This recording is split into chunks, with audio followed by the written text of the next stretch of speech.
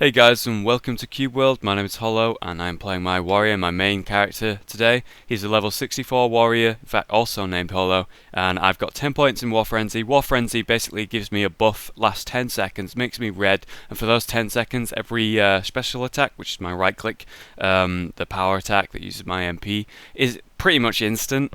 I've got Cyclone, 20 points in that, which basically reduces the cooldown of Cyclone. Cyclone is just a spin attack where I spin around on the spot, doing AoE damage to people around me, and Smash, 51 points, where I charge, jump on something, and leap and do really good damage like that. Good for escaping and dodging, but also amazing stun and amazing damage. So it's very useful to level that prio on a warrior, because the lower the cooldown, the more you can stun, which means the easier cyclones, which means the easier war frenzies. That's how I work it out anyway. If you somehow didn't realise, I'm playing a berserker. So this is some ruins or something, and I figured since it's a cross symbol, I may as well do it anyway, and make a video about it. And the name of this thingamabob that we're looking at, well-kept palace, as it were, is, hang on, there it is, Laulna Palace. What a name. Where the fuck is the entrance? The entrances to these things are usually around the outside, rather than like in the centre, but I've never seen one that's so like well kept.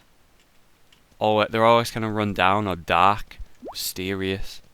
Here we are, here's the entrance. So the entrance is always this flat bit of land, and you got the patrols. So it looks like we've got humans and ogres.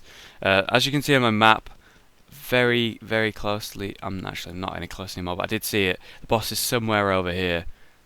Usually they'll be underground. Okay, so starting out, the first room's always the hardest because there's so many people and patrols. You want to get the aggro by walking into the aggro circle and then just run around a corner so they're forced to come to you for easy kills. Fortunately, this looks like it's a blue dungeon, so I should be fairly okay in here. Here we go. Pulled the pack again. Let's come around this corner. Get them grouped. AoE them down. And charge attack down. Okay. So, yep. Yeah. Remember to line of sight the rangers, so the mages, so they have to actually come to you. I'm just waiting for him to come now. There he is. Oh, I got stunned. You have to pay attention to your health at all times in a dungeon because something could aggro you that you don't realise you've aggroed, and it could just be killing you while you're not paying attention. You have to notice that people can use charged attacks just the same way you can. These mobs will do like special attacks and abilities, and they can fucking hurt sometimes.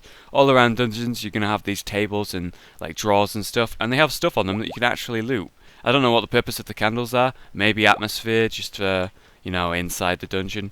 But other than that, I mean, the only purpose I've found for them so far is to sell them at a general store. It's kind of lame. I thought maybe you'd be able to use the candles to like upgrade your you know, abilities and shit. Okay, so what I need to remind you now is that when you're doing a dungeon, bring food. You obviously need potions and a lot of them, but you need food as well to get your HP up before every fight. So if you get like a big pack or something, you don't want to not have full health. You want to be able to take it. Let's get near the ranger and AoE them down.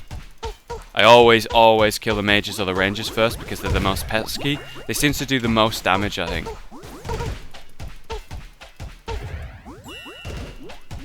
Look at this guy drinking up. Fuck you. Oh, I dodged my special attack and then stunned me. What a beast. And then he died. Not so beast. All around the dungeons you're going to get vases and vases. They drop money and moolah, and you want that for your stuff. I think I'm confident with the health I've got right now, so I'm not that worried. Okay, go up the stairs, find a corner, beat the melee, and wait for the rangers. There they are. There we go. Cleaned up. Okay, so on half health I'm going to need to eat again. 9 food, I'm doing okay. I always have bombs. You get a lot of bombs on these tables that I mentioned in these dungeons. I never really buy them because I don't see much purpose for them right now.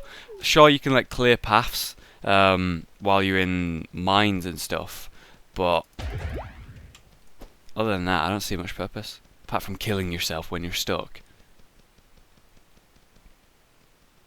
always check every room, go in every corner, because in a dungeon like this where it's got a cross symbol over it, all the mobs actually give bonus XP. So as you can see, even though I'm very high level, just killing these mobs rather than the boss as well is giving me a lot of XP. I think I'll probably level before I even get to the boss, and then killing the boss will probably get me close to another level. That was very, very unlucky to find the patrol at the top of the stairs. In every big room there's a patrol that goes around each corner of the room, and usually you want to take out the corners of the room prior to pulling the patrol. Unfortunately I pulled both at the same time, which means I'm going to have a rough time. There we go. I'm not that worried about my HP just yet. Waiting for the charge, then the power up, then the kick ass. Done.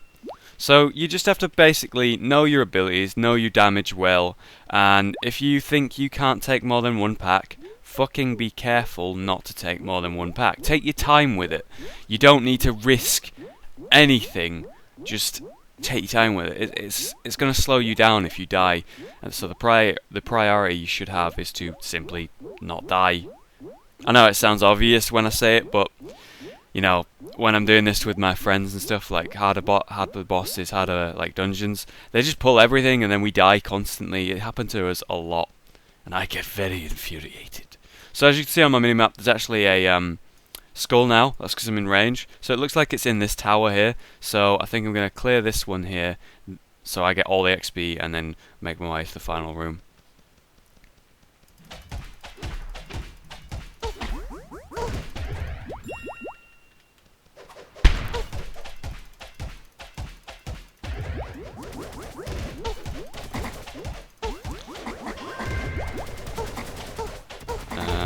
Cleared. See how much damage they do. That was a pack of mages and rangers. They do so much more damage than the melee NPCs for some reason. I think it's because the melee NPCs, like for me and a ninja or whatever, a ninja can do lots of damage, but a warrior needs to use his abilities to do most of his damage. And yeah, the NPCs are big fat noobs. So as you can see, I just walked in line of sight of them while in the circle of aggro, and that just pulled them towards me, and I went straight back upstairs. If an enemy can't actually physically see your character, it can't attack it, so it has to come towards you. I've done like a half double pull here. Could have been worse.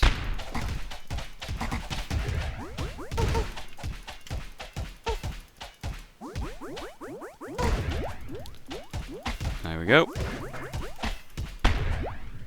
I need to eat up again. Like I say, said it 100 times now, keep your health fucking up. If I go down there now on half health and pull 2 packs, I'm going to have to waste a potion, and I want all my potions ready for the boss fight. I don't know how hard the boss fight's going to be, what class it's going to be, so I want to make it as easy as possible for me to actually take the boss.